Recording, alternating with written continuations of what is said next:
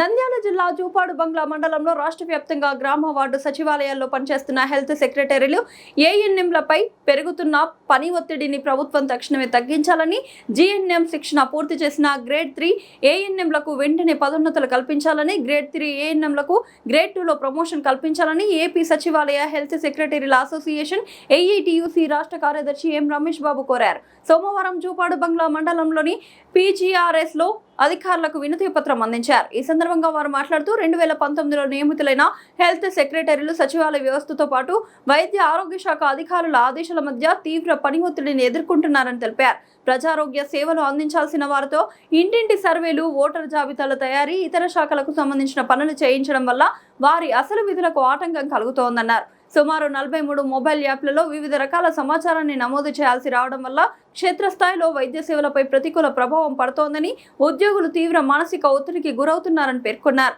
Health సెక్రటరీలపై ఉన్న యాప్ల భారాన్ని తగ్గించడంతో పాటు వారి విధులు, బాధ్యతలపై స్పష్టతనిస్తూ ప్రత్యేక జాబ్ చార్ట్ రూపొందించాలని ప్రభుత్వాన్ని కోరారు. మెడికల్ కమిషనర్ కూడా ఈ విషయం పైన దృష్టి కేంద్రీకరించాలా.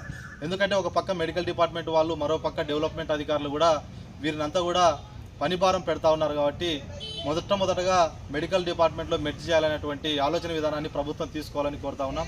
రెండో సంబంధించి ఈరోజు గ్రేడ్ 3 సచివాలయ, గ్రేడ్ 3 ఏఎన్ఎంలంతా కూడా ప్రమోషన్లకు దూరంగా ఉన్నారు. వారికి ఎక్కడ కూడా ప్రమోషన్లు లేవు.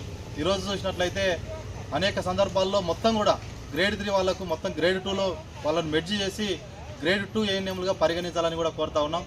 ఏదైతే 2.5 సంవత్సరాల కాలంలో 2022లో జీఎన్ఎం ట్రైనింగ్ తీసుకున్నటువంటి దాదాపు 1000 మంది ఈరోజు ప్రమోషన్లకు దూరంగా అనేక కష్టాలు పడి వాళ్ళకంతా కూడా ఆ కోర్సు పూర్తి చేయడం జరిగింది. వాళ్ళకు కూడా ఈరోజు ప్రమోషన్లు ఇవ్వకుండా, ఏదైతే ఈరోజు మొన్న జరిగినటువంటి ప్రమోషన్లో కూడా వారికి అన్యాయం జరుగుతూ ఉంది. కాబట్టి ఖచ్చితంగా ప్రమోషన్లు ప్రతి ఒక్కరికి కల్పించాలని కూడా మేము డిమాండ్ చేస్తూ ఉన్నాం. ఈరోజు పంచాయతీరాజ్ అధికారులు కూడా ఏదైతే మెడికల్ డిపార్ట్మెంట్కి సంబంధించినటువంటి వర్కులు వాళ్ళు చేస్తారు తప్ప మిగతా వర్కులు చేయడానికి అనేక ఇబ్బందులు పడుతూ ఉన్నారు. కాబట్టి ఆ విషయం పైన కూడా చర్యలు తీసుకోవాల్సిందిగా కోరుతా ఉన్నాను. ఈరోజు బయోమెట్రిక్ వాళ్ళు ఎమర్జెన్సీ అంటే మెడికల్ సంబంధించినటువంటి హెల్త్ ఎమర్జెన్సీలో అనారోగ్య గురైనటువంటి బాధితుల దగ్గరికి వెళ్తారు. అటేటప్పుడు బయోమెట్రిక్ వాళ్ళు సచివాలయాల్లో వేయాలంటే వాళ్ళకి చాలా ఇబ్బందికరంగా ఉంది. కాబట్టి సచివాలయాల్లో ఏఎన్ఎంలకి ఖచ్చితంగా బయోమెట్రిక్ నుంచి మినహాయింపు ఇవ్వాలని కూడా మేము కోరుతా ఉన్నాం. ఈ సమస్యలు పరిష్కారం చేయాలా. మొన్ననే రాష్ట్ర కమిషనర్ గారికి కూడా సమస్యలతో కూడినటువంటి వినతి పత్రం ఇవ్వడం జరిగింది.